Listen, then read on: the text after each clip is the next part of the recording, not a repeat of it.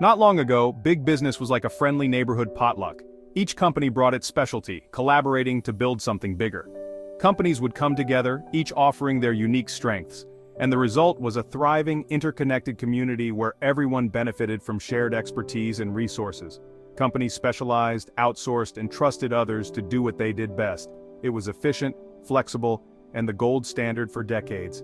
This approach allowed businesses to focus on their core competencies, while relying on partners and suppliers to fill in the gaps, creating a web of mutual support and innovation. But now, the winds have shifted.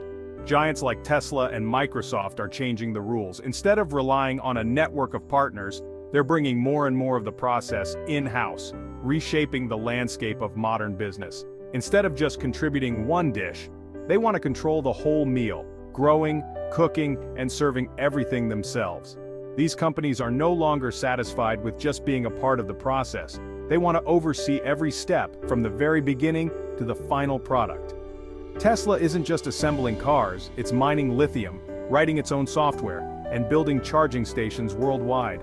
By managing everything from raw materials to customer experience, Tesla is setting a new standard for what it means to be a truly integrated company. Microsoft, once just the king of software, is now designing its own chips and hardware, creating a seamless ecosystem. This move allows them to optimize performance, security, and user experience all under their own roof. This isn't a minor tweak, it's a fundamental shift in how companies operate. The boundaries between industries are blurring, and the traditional roles of suppliers and partners are being redefined. The trend is called vertical integration, pulling everything under one roof, from raw materials to finished product. It's about gaining control, reducing risk, and ensuring quality at every stage, all while responding faster to market changes. These companies want to write the entire story, not just play a part. They're aiming to shape the narrative, set the pace, and define the future of their industries. It's a move that raises big questions about control, innovation, and what it means for us as consumers. Will this lead to better products and services, or will it limit choice and competition? The answers are still unfolding. The neighborhood potluck is over. The era of the self-sufficient mega company has arrived. The business world is transforming before our eyes, and the way companies interact and compete will never be the same. Vertical integration might sound complex, but at its core, it's actually pretty simple. It's about a business owning every step of its process from the very beginning all the way to the end product. Instead of relying on outside companies for supplies or distribution, you take control of everything yourself. Let's break it down with a classic example, a lemonade stand. Normally you'd buy lemons, sugar, and cups from different suppliers, and your main job would just be selling lemonade to thirsty customers. But with vertical integration, you'd go much further. You'd own the lemon orchard, refine your own sugar, and even manufacture your own cups. Every ingredient and tool comes from your own operations, not someone else's. This is called backward integration, taking over the steps that come before your main business, like growing your own lemons or producing your own sugar. Forward integration is the opposite. It's about controlling what happens after you make your product, like opening your own chain of cafes to sell your lemonade directly to customers, instead of relying on other stores. If you do both backward and forward integration, you own the entire process from seed to sale and every step in between. You're in charge of everything, from the raw materials to the final customer experience. This idea isn't new. Back in the day, industrialists like Andrew Carnegie built empires by owning everything from the mines that produced raw materials to the railroads that shipped finished goods. This let them slash costs, boost efficiency, and gain massive power over their industries. The core idea is control. If you want something done right, you do it yourself. By managing every link in the chain, you reduce risks and make sure quality stays high. Of course, you trade some flexibility for this power and stability. It's a big commitment, but it can pay off. Today's tech giants are betting that this trade-off is worth it. They're investing billions to own their own supply chains, data centers, and even delivery networks. It's like owning the farm, the dairy, and the pizza shop. Total control, but also total responsibility for every part of the business. Vertical integration is about building the future on your own terms, shaping your destiny instead of leaving it in someone else's hands. And in today's fast-changing world, vertical integration is making a big comeback.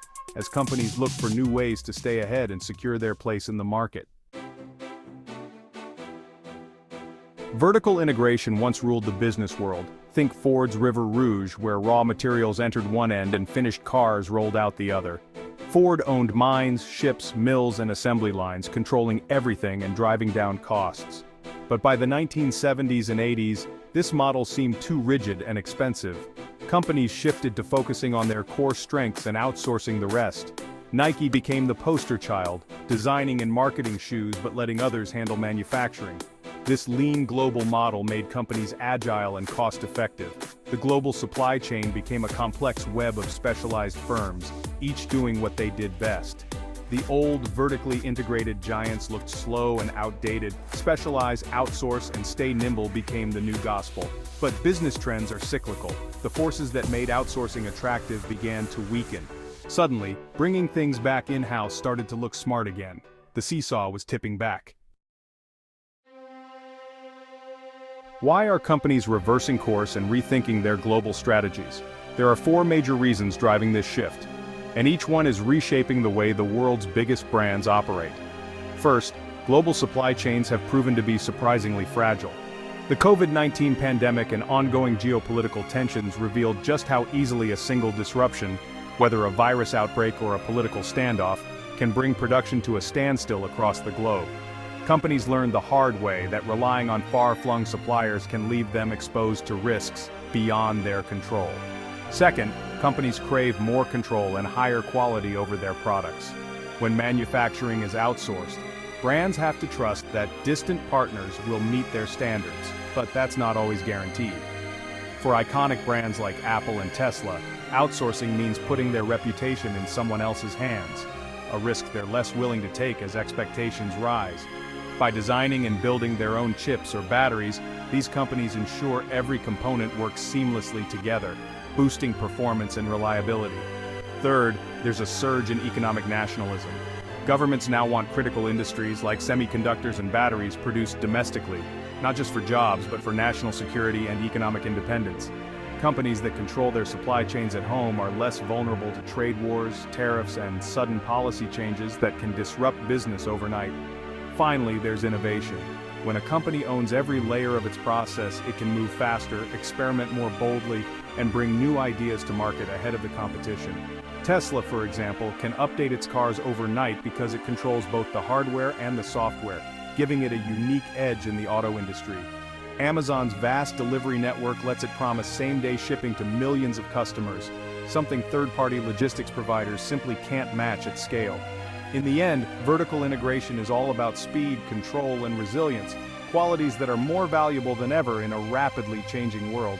For today's leading companies, these advantages are simply too big to ignore, and they're reshaping entire industries as a result. That's why the world's mega companies are bringing it all back home, investing in local production and taking control of their own destinies. Tesla is the modern face of vertical integration.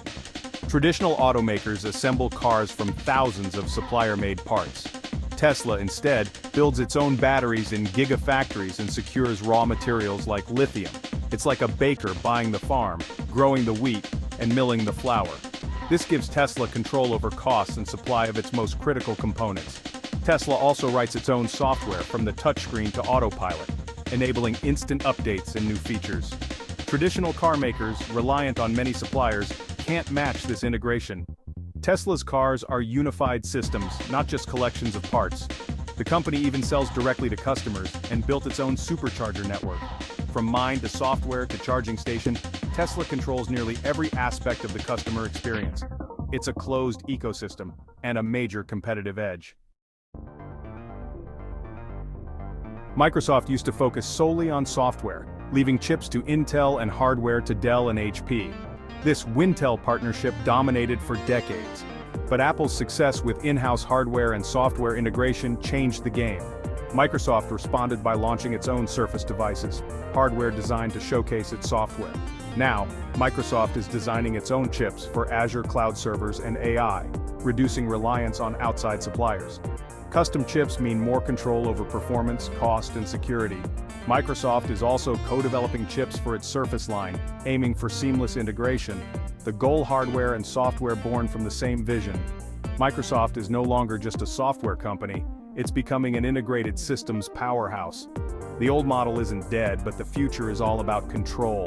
Microsoft is following Apple's and now Tesla's lead.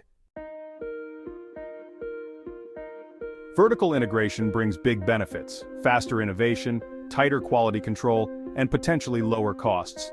Apple's smooth user experience and Tesla's instant updates are only possible because they control every layer. Owning the supply chain means setting your own standards and avoiding supplier shortcuts. In the long run, cutting out middlemen can save money, but the risks are huge. Building factories and designing chips is expensive and inflexible. If demand drops or tech changes, you're stuck with costly assets. Vertical integration can also stifle competition.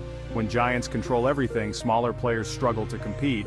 Consumers may face fewer choices and higher prices if ecosystems become too closed. The line between efficiency and monopoly is thin. Integration is powerful, but it comes with real dangers.